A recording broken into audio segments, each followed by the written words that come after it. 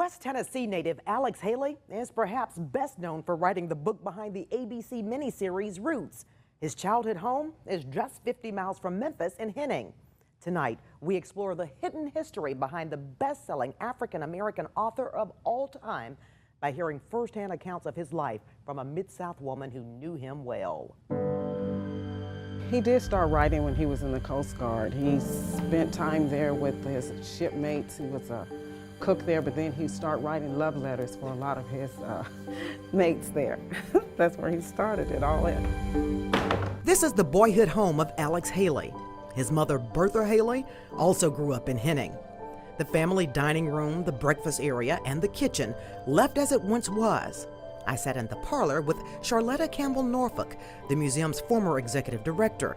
Norfolk shared Haley family stories and memories of the literary giant. He wanted to always find the good in people, praise them, and let other people know that he appreciated his hometown of Henning, Tennessee. Alex Haley followed in his father's footsteps and attended a historically black college in Mississippi, Alcorn State.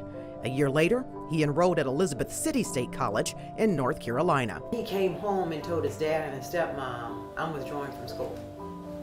Yes, that's when he went into the Coast Guard. His father felt Haley needed discipline and convinced him to enlist in the military.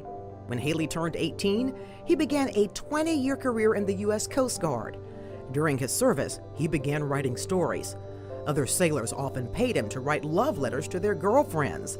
After World War II, he became the first chief journalist in the Coast Guard, a rating created for him in recognition of his literary ability.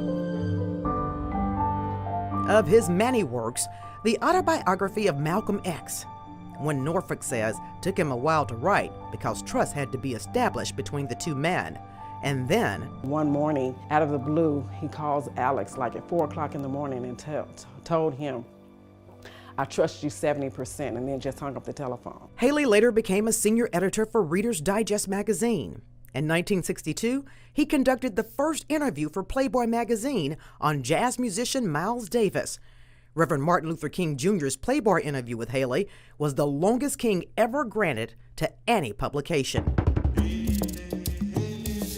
I mean, it took 12 years for him to do this research. 12 years for him to get back to his roots. Haley's family history, going back to slavery days. It started with the story of Kunta Kinte, who was kidnapped in the Gambia in West Africa and transported to the province of Maryland to be sold as a slave. And Haley said, "Well, in order for me really to tell this story, I'm going to have to make a trip."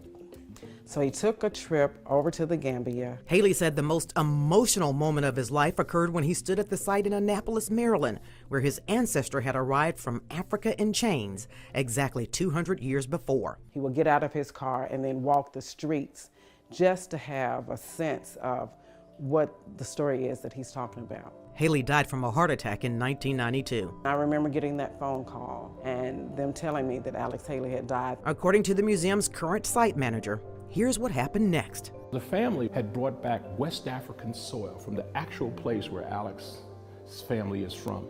They sprinkled soil over Alex's body. The family had to dance around the open tomb in order for his spirit to be released, and that's what happened on that day, February 15th, 1992. Haley was buried here in Henning, Tennessee, in the front yard of his boyhood home.